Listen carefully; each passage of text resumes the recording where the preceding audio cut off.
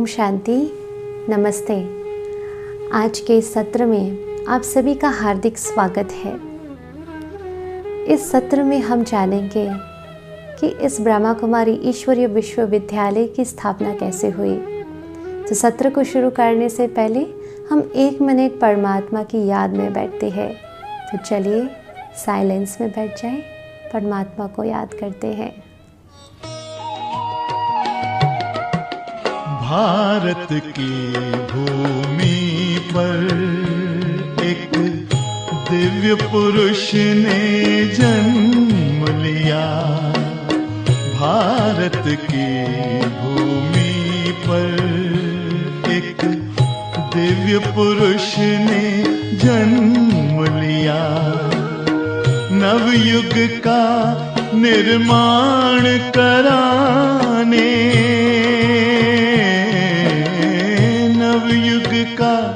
निर्माण कराने शिव ने जिनमें स्थान लिया।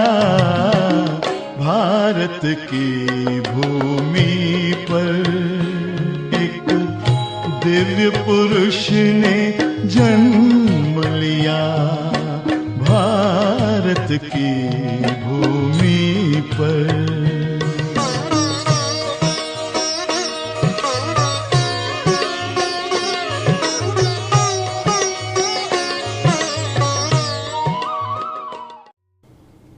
ओम शांति।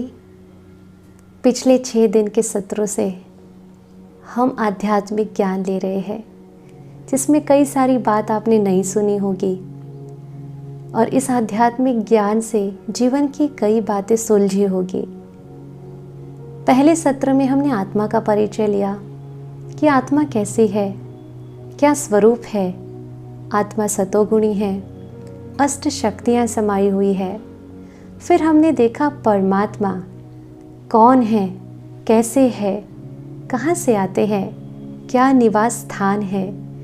और विशेष ये देखा कि सर्व धर्मों ने परमात्मा को निराकार ज्योतिर्बिंदु प्रकाश स्वरूप में सर्वोच्च सत्ता के स्वरूप में स्वीकार किया है। फिर हमने 5000 वर्ष के सृष्टि चक्र को समझा और उसमें विशेष बात ये देखी कि जब कलयुग का अंत और सतयुग के आदि का पाठ है, यानी कि कलयुग अंत और सतयुग के आदि के बीच का जो समय है 100 वर्ष का, उसको पुरुषोत्तम संगम युग कहा गया। इस विशेष संगम युग में परमात्मा स्वयं इस धरा पर आकर अधर्म का विनाश और सत्य धर्म की स्थापना करते हैं।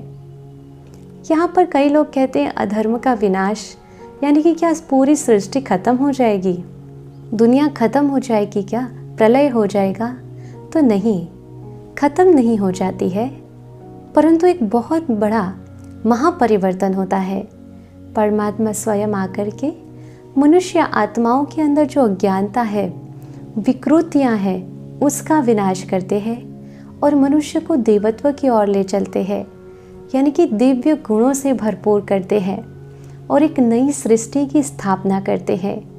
और ये परमात्मा का आना, ज्ञान देना और नई सृष्टि की स्थापना करना, ये कैसे होता है, कैसे हुआ और कैसे हो रहा है वर्तमान में, ये जानना बहुत ही आवश्यक है।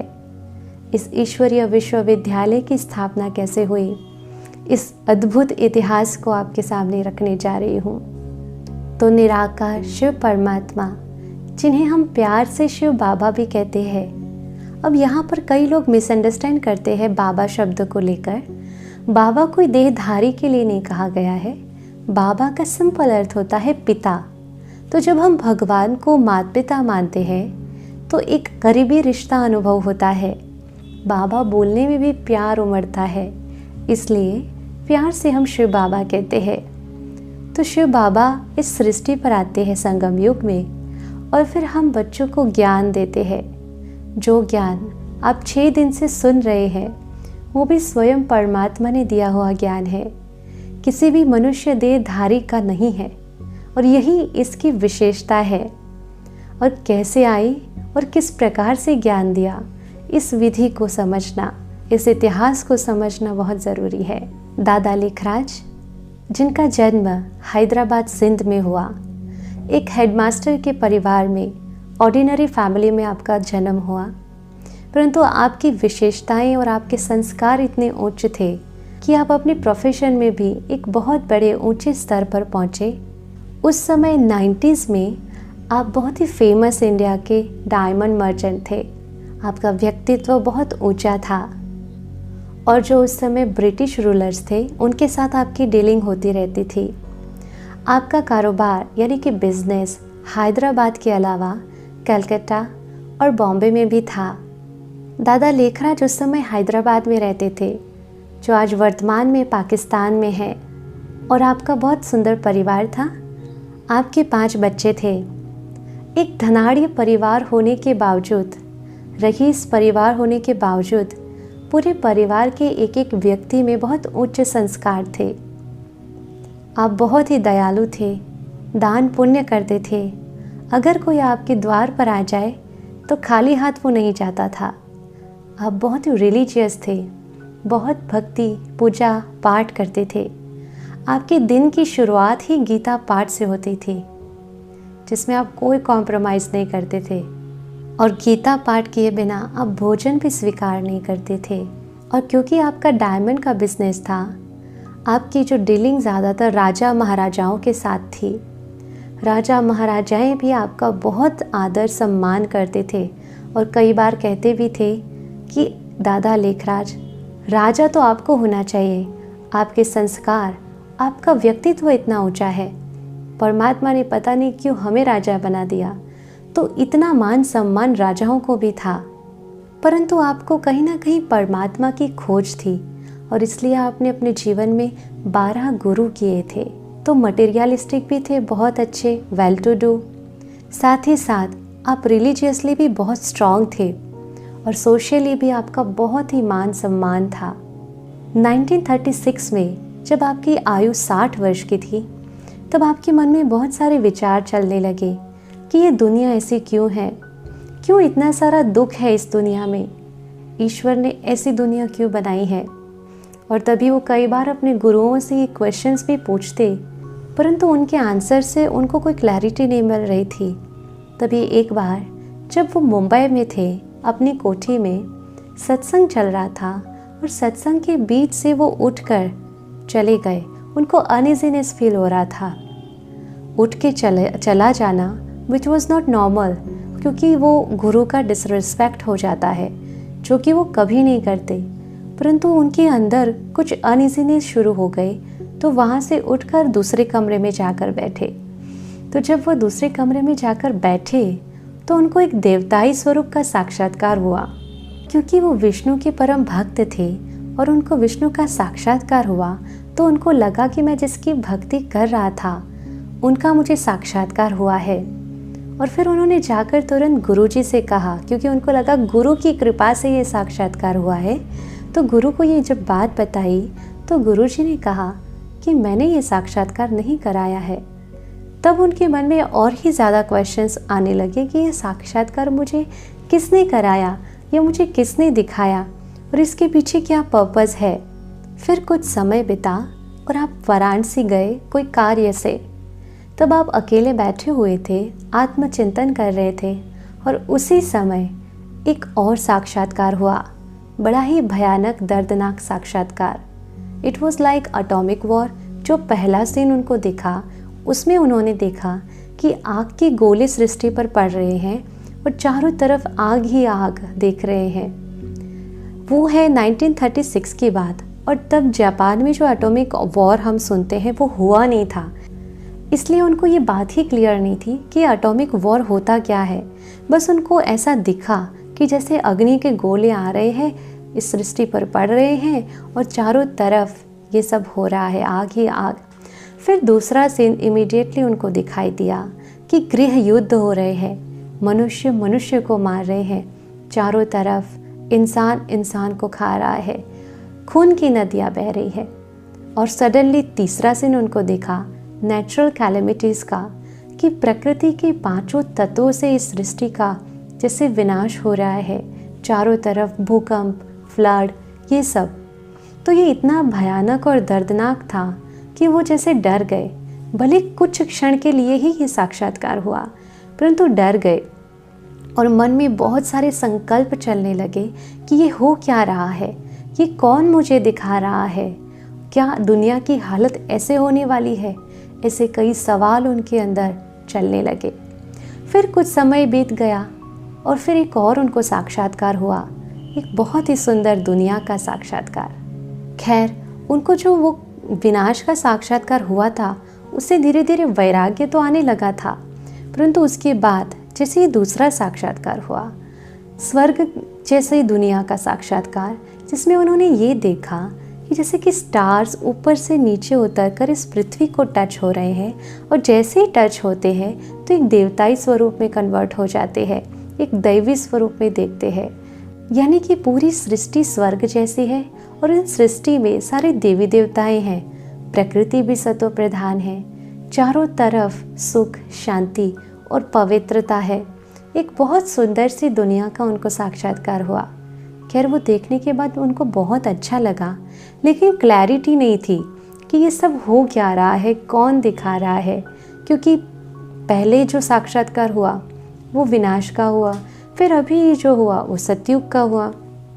तो कुछ समझ नहीं पा रहे थे, मन में बहुत सारे सवाल चल रहे थे। परंतु जब उनको ये सीन दिखाई दिया गोल्डन एज का, सतयुग का, तो जैसे कोई उनको ये प्रेरणा दे रहा है। उनको ऐसा लगा जैसे कि कोई प्रेरणा दे रहा था कि तुम्हें ये सतयुग की दुनिया बनानी है। अब उनको समझ नहीं आ रहा था कि मैं कैसे इसको बना सकता हूँ, और बनाऊँ तो कैसे बनाऊँ, मैं कैसे इस सृष्टि को बचा सकता हूँ। ऐसे ऐसे उनको मन के अंदर विचार चलना शुरू हो गए। धीरे धीरे उनको इन कारोबारों से, व्यवसाय से वैराग्य आना शुरू हो गया और उन्होंने सोचा, उनके मन में ये चलने लगा। खैर, क्लैरिटी नहीं थी, पता नहीं था कि ये कौन करा रहा है, कौन दिखा रहा है, परंतु उनके मन में ये आने लगा कि परमात्मा कुछ विशेष कार्य मेरे द्वारा कराना चाहते हैं। और इसलिए उन्होंने सोचा अपने बिजनेस को वाइंड अप करना और कारोबार को वाइंड अप करना। फिर वो ज़्यादातर समय खुद के साथ बिताने लगे, आत्मचिंतन में बिताने लगे, ध्यान में बैठने लगे। एक दिन क्या हुआ, जब वो अपने कमरे में बैठे हुए थे तो उनकी जो पुत्र वधू थी, जब वो उनके कमरे में गई तो उन्होंने देखा कि पूरा कमरा लाल लाइट से भरपूर है। It was not artificial light, but जैसे कि बहुत ब्राइट लाइट दिखाई दी और दादा के अंदर से तेज निकल रहा है। दादा का चेहरा बिल्कुल तेजोमय और आंखों से भी तेज निकल रहा है। तो पुत्र वधू भी जैसे थोड़ी देर के लिए डर गई कि यह हो क्या रहा है। वो देखती रही। उतने में ही दादा लेखराज के मुख से 3 सेंटेंस निकले, 3 वाक्यों का उच्चारण हुआ कि निजानंद स्वरूपम शिवोहम शिवोहम, ज्ञान स्वरूपम शिवोहम शिवोहम, प्रकाश स्वरूपम शिवोहम शिवोहम, जिसका अर्थ बाद में समझ में आया। फिर जैसे जैसे धीरे धीरे वो नॉर्मल हो गया और दादा अपनी नॉर्मल अवस्था में आ गए, नॉर्मल हो गए, तो घर वालों ने उनसे पूछा कि आखिर क्या हुआ था। तो दादा ने भी कहा, मुझे पता नहीं। खैर, वो फीलिंग थी, उनको ये पता था कि कोई बहुत बड़ी पावरफुल शक्ति आई और वो मेरे द्वारा कुछ बुलवा रही है। ये अनुभव उनको हुआ, पर अभी भी ये क्लैरिटी नहीं थी कि कौन और कैसे करा रहा है। फिर दादा लेखराज अकेले बैठने लगे, ध्यानावस्था में बैठने लगे और धीरे धीरे फिर परमात्मा शिव ने उनके तन का आधार लिया और ज्ञान सुनाना शुरू किया और ये पाठ धीरे धीरे खुलता गया। तो परमात्मा को जैसे एक मुख चाहिए ना, जैसे मैं आत्मा इस शरीर के द्वारा बोल रही हूँ, इस मुख के द्वारा बोल रही हूँ, परंतु परमात्मा जन्म मरण के चक्र में नहीं आते। तो हम बच्चों को ज्ञान सुनाने के लिए उनको एक मुख का आधार तो चाहिए था ना। तो उन्होंने भी ह्यूमन मीडियम का आधार लिया हम बच्चों को ज्ञान सुनाने के लिए। फिर धीरे धीरे शिव बाबा इस रथ यानी कि ह्यूमन बॉडी, क्योंकि परमात्मा उनके तन में आते थे, दादा लेखराज के बॉडी में आते थे, तो वो परमात्मा का रथ कहा जाएगा ना। परंतु उसमें दादा लेखराज का कोई रोल नहीं था, वो भी अज्ञानी थे, परंतु परमात्मा ने उनके तन का आधार लिया, अनुभवी तन का आधार लिया और फिर ज्ञान सुनाना शुरू किया। खैर उस समय भी उनको पता नहीं था कि ये हो क्या रहा है, परंतु उनको ये स्पष्ट फीलिंग आ रही थी कि मुझे जिसकी खोज थी वो अब मुझे धीरे धीरे मिल रहा है। और बाकी भी लोग जो आकर के ज्ञान सुनते थे उनको भी जैसे ऐसा लगता था, भले सामने दादा लेखराज बैठे होते थे, परंतु उनको ऐसे लगता था जैसे उस पिता परमात्मा की खोज जो थी वो मिल गया हो। ऐसे भगवान की प्यार की और पालना की फीलिंग आती थी जो एक देहधारी मनुष्य से कभी नहीं आ सकती है। फिर जैसे सत्संग शुरू हुआ दादा लेखराज के घर में, बहुत सारे लोग आते गए, परिवार के आते गए सत्संग में जुड़ने के लिए, ज्ञान सुनने लगे। शिव बाबा ने दादा लेखराज के तन का आधार लेकर ज्ञान सुनाना धीरे धीरे शुरू किया। और फिर सबसे पहले शिव बाबा ने आत्मा का ज्ञान दिया और कहा कि आप सब आत्माएं हो, शरीर नहीं हो, देह नहीं हो, तो आत्मा का पार्ट पक्का कराया। दादा लेखराज स्वयं भी आत्मा के पार्ट की प्रैक्टिस करते थे कि मैं आत्मा हूँ, शरीर नहीं हूँ, अभ्यास करते थे। शिव बाबा ने भी ये कहा कि दादा लेखराज भी आपकी तरह ऑर्डिनरी ही है। जब शिव बाबा ने आकर स्वयं का परिचय दिया तब धीरे धीरे सारी क्लैरिटी होती गई कि कौन आ रहे हैं और कौन ज्ञान दे रहे हैं। तो परमात्मा स्वयं आकर दादा लेखराज के तन का आधार लेकर हम सब बच्चों को ज्ञान सुना रहे हैं। ये क्लैरिटी फिर धीरे धीरे आना शुरू हुई और शिव बाबा ने तब बहुत स्पष्ट किया कि ये दादा लेखराज भी आपकी तरह ऑर्डिनरी ही है, आपकी तरह ही पुरुषार्थी है। तो इनको याद नहीं करना है, याद तो निराकार शिव को करना है। ये सिर्फ और सिर्फ एक माध्यम है, तो मीडियम को याद नहीं करना है। ये बात शिव बाबा ने स्पष्ट की। फिर शिव बाबा ने समय के बारे में ज्ञान दिया कि आने वाले संसार का समय कैसा होगा, जो आज हम सब देख रहे हैं। वो बात थी 1937 की।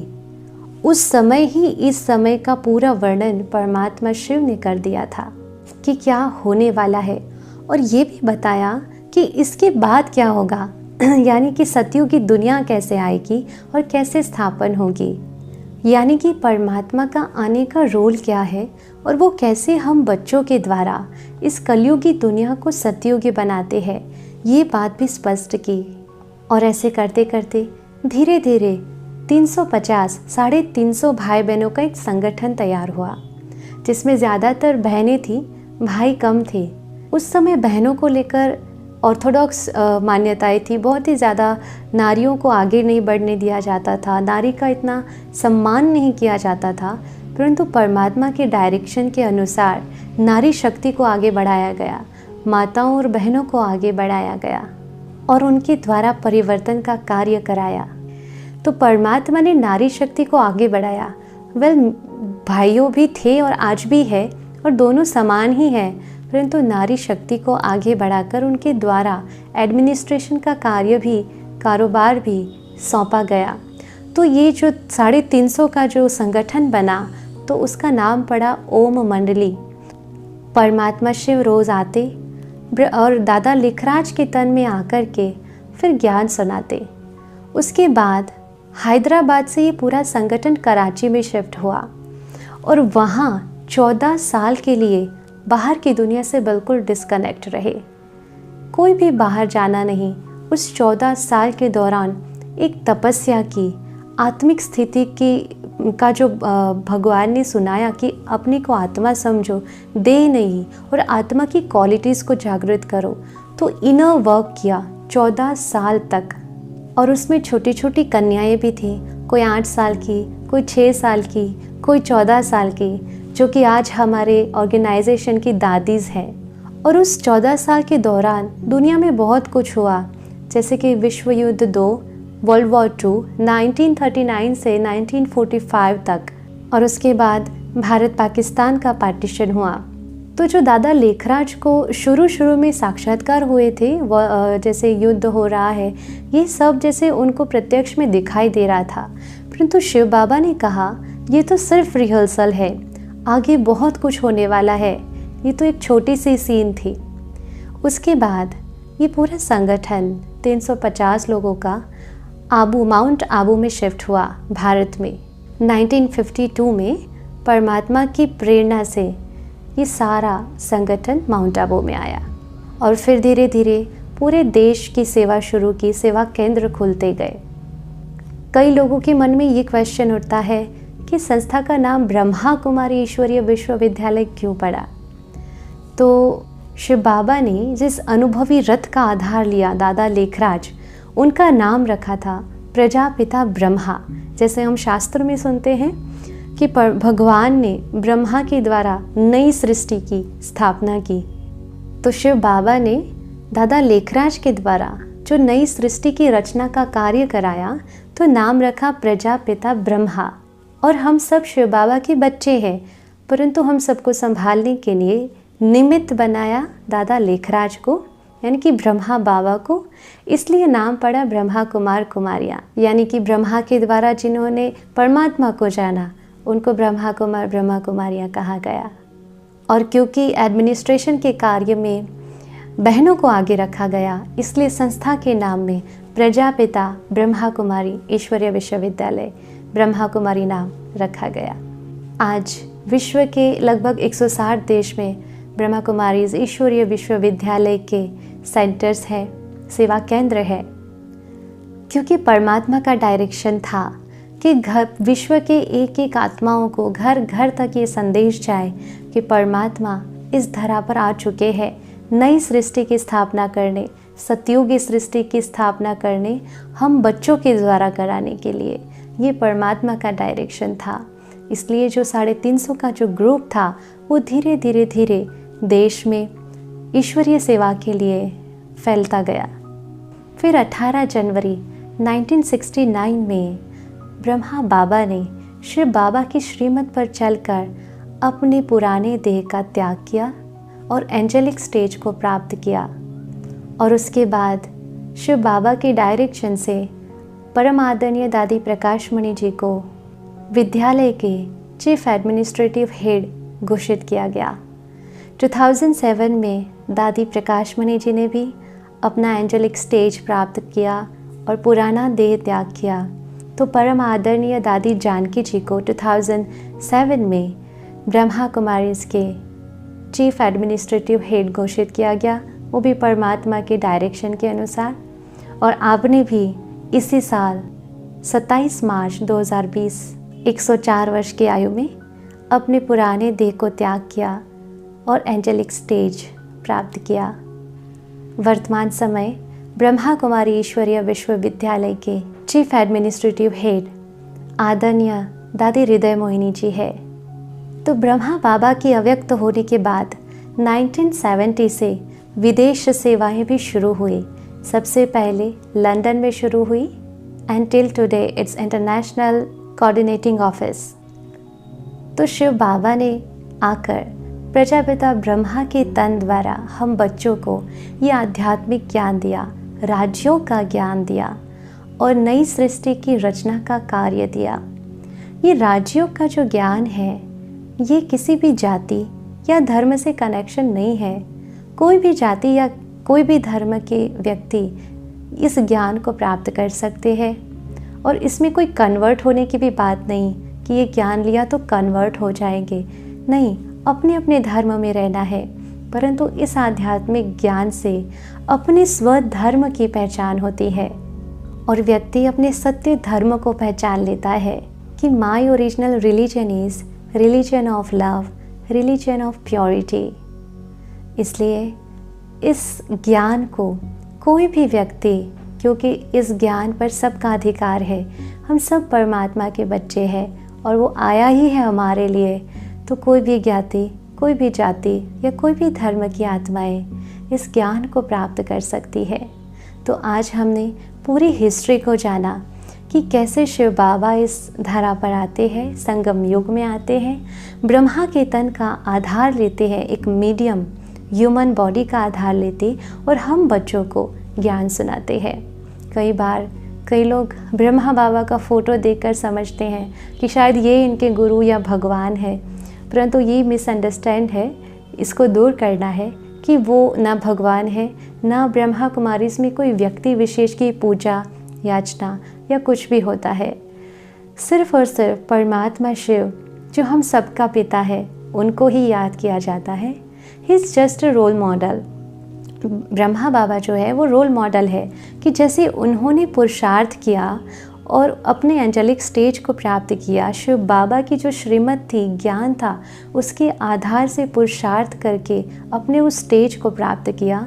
तो उनके फ़ोटो को देखकर हमें बस ये प्रेरणा आती है कि हमें भी उनकी तरह, उनके फुट स्टेप पर चलकर ऐसा बनना है। बाकी परमात्मा तो शिव बाबा है, ब्रह्मा बाबा एक आइडियल है हमारे लिए। तो वो ना गुरु है ना वो भगवान है। तो ये मिसअंडरस्टैंड नहीं करना, क्योंकि कई भाई बहन ये प्रश्न पूछते हैं कि क्या ये आपके गुरु है या भगवान है। परंतु हम सब आत्माओं के पिता शिव बाबा ब्रह्मा तन के आधार से हमें ज्ञान दिया, और क्योंकि ब्रह्मा बाबा ने एंजेलिक स्टेज को प्राप्त किया, इस स्मृति में उनका फ़ोटो रखा जाता है। बाकी याद तो हमें शिव बाबा को करना है। तो आप सभी भी इस परमात्मा के सत्य ज्ञान को पहचानिए, इस राजयोग के अभ्यास से अपने जीवन को श्रेष्ठ बनाइए, और परमात्मा जो अभी गुप्त कार्य कर रहे हैं, महापरिवर्तन का, कलयुगी सृष्टि को सतयुगी सृष्टि बनाने का, जिसमें हम आत्माओं को ये कार्य दिया गया है, तो हम सबको मिलकर के स्व परिवर्तन से विश्व परिवर्तन करना है।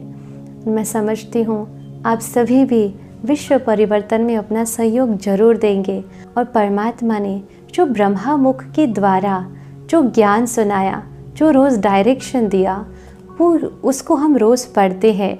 वो परमात्मा के महावाक्यों को हम रोज़ पढ़ते हैं।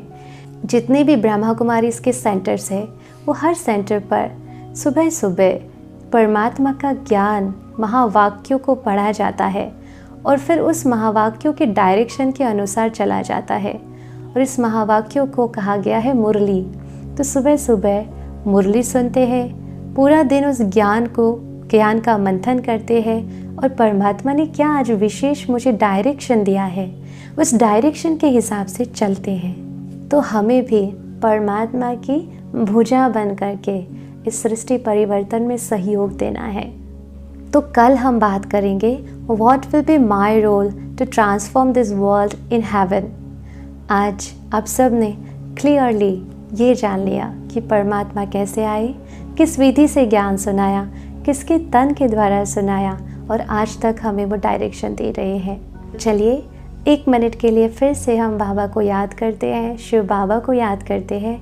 और अभी आप जो गीत सुनेंगे, वो गीत पूरी इस जीवन कहानी जो ब्रह्मा बाबा की थी, वो कहानी का वर्णन करता हुआ ये गीत जो हमने गाया है, वो आप सुनेंगे और दृश्य भी देखते जाएंगे।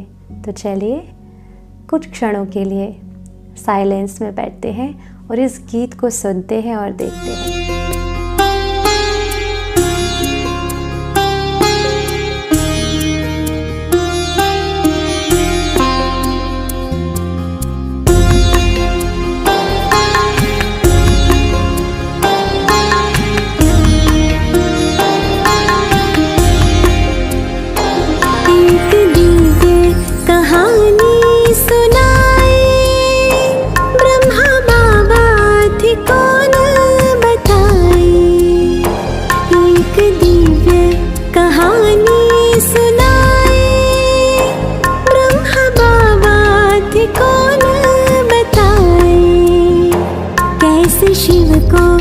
खुद में समाए, आओ तुमको कहानी सुनाए।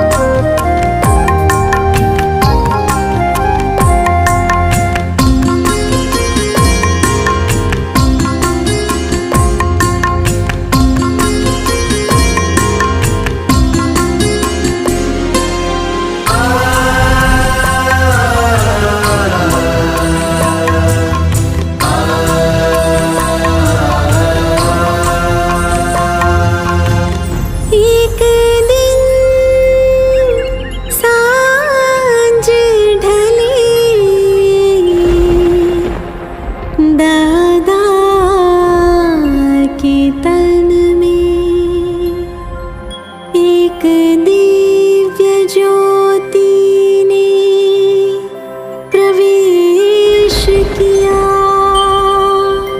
और खुद का परिचय दिया। निजानन स्वरूपं शिवोऽहं शिवोऽहं, निजानन स्वरूपं शिवोऽहं शिवोऽहं, ज्ञान स्वरूपं शिवोऽहं शिवोऽहं, ज्ञान स्वरूपं शिवोऽहं शिवोऽहं, प्रकाश स्वरूपं शिवोऽहं शिवोऽहं, प्रकाश स्वरूपं शिवोऽहं शिवोऽहं। शिव ने दादा का तन जो लिया, ब्रह्मा बाबा नाम दिया। ओम मंडली स्थापन किया, अपना सब कुछ समर्पित किया।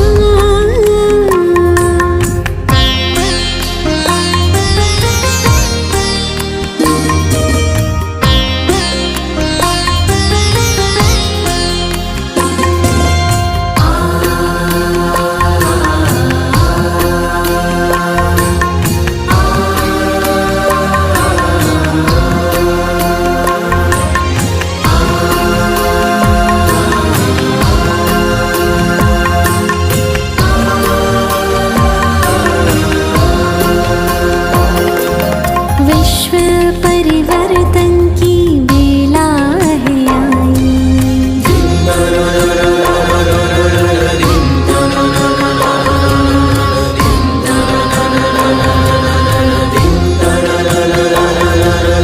विश्व परिवर्तन की बेला है आई। शिव ने आकर ज्ञान गंगा बहाई। ब्रह्मा का तन जब लिया था, निराकार शिव हुए साकार। निराकार शिव हुए साकार। कौन है वो, कहाँ से है आए, सृष्टि चक्र का राज सुनाए, मातृशक्ति को आगे बढ़ाए। जो ब्रह्मा कुमारी कहलाए।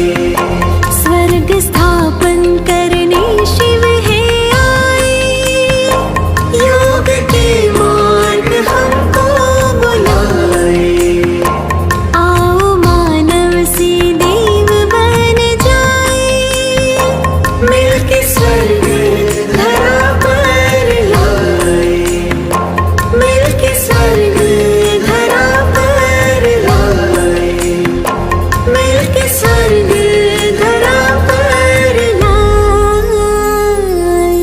ओम शांति। तो आज के सत्र को यहाँ समाप्त करते हैं।